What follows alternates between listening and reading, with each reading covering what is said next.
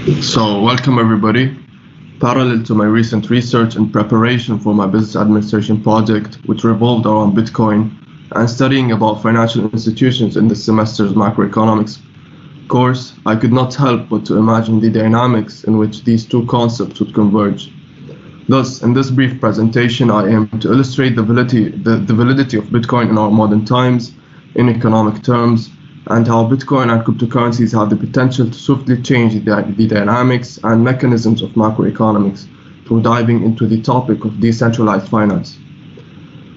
Before doing that, we will have to take a look at cryptography, modern day validity, stablecoins, and smart contracts.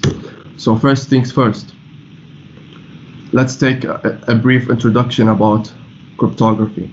Cryptography is the method of storing and transmitting data in a particular form so that only those for whom it is intended can read and process it. Cryptography's main premise is to establish trust through a network between participants that do not know each other. The picture below illustrates the mechanisms of encryption and decryption of messages, i.e. cryptography in simple terms. Now that the mechanisms of cryptography are clear, why is it valid in our modern times? To answer this, we'll have to look at the financial situation occurring in Lebanon as of recently.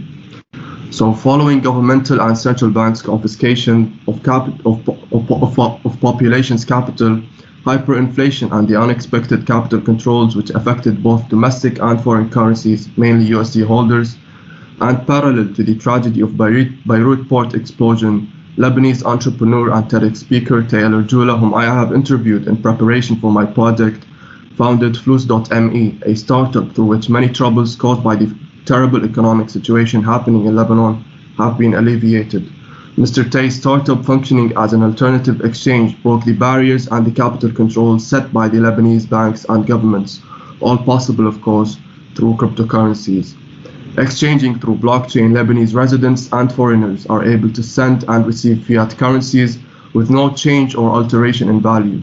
This is a valuable solution because it enables anybody anywhere from around the world, especially those in developing countries, with fully unbiased financial services unattained through the common mediums of the privileged.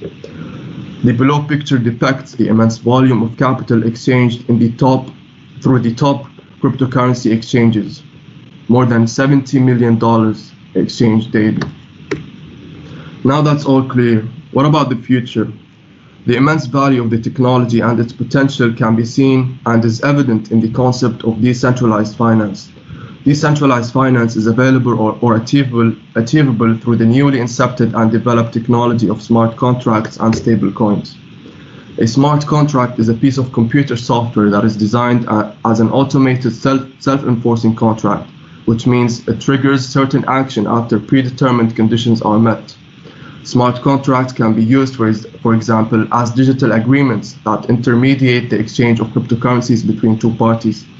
Once the terms of the agreement have been set, the smart contract verifies their fulfillment and the assets are distributed in accordance. Stablecoins, on the other hand, is a type of cryptocurrency that is designed to maintain a stable market price. They were developed to tackle Bitcoin's main criticism, which is its price volatility. These coins avoid the wild price swings caused by high levels of volatility, very common in cryptocurrency markets, by being pegged to real-world assets. Stablecoins can either be pegged to fiat currencies, mainly USD, commodities, gold, silver, or other cryptocurrencies.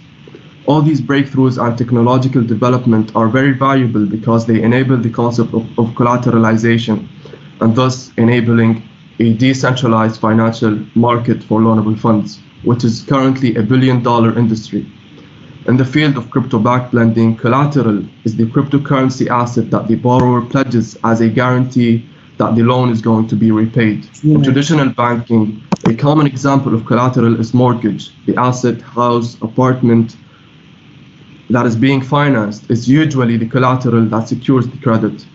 In a decentralized finance lending market, unlike personal loans or credit cards, collateralized loans are much more secure for the lender, which enables the borrower to take advantage of cheap interest rates. Thus, adjacent to the development of smart contracts and stable coins, cryptocurrency users can now borrow and lend money through a decentralized market for loanable funds without the need for a third centralized party, that is the traditional bank. This is revolutionary because it takes away the power from the financial institutions, which can turn corrupt in many cases, such as the before mentioned situation in Lebanon, and enables the unprivileged with the financial services that would not have been available to him had he gone the route of the privileged medium of exchange. Indeed, decentralization is worth aiming for. This has been Ahmad Al-Khaldi. Thank you for listening.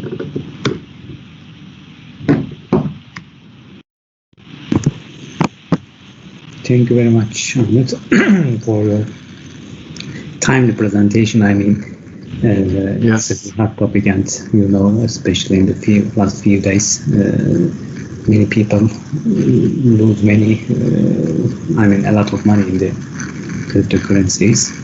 There was a sharp decline, but instead of focusing on the sharp increases and decreases in this market, you give us the details, the background of the system. So probably your fans who are active players in the cryptocurrency market now, what actually they do when they buy and sell cryptocurrencies. Thanks a lot. I hope so. Thank you. Thank you, Professor.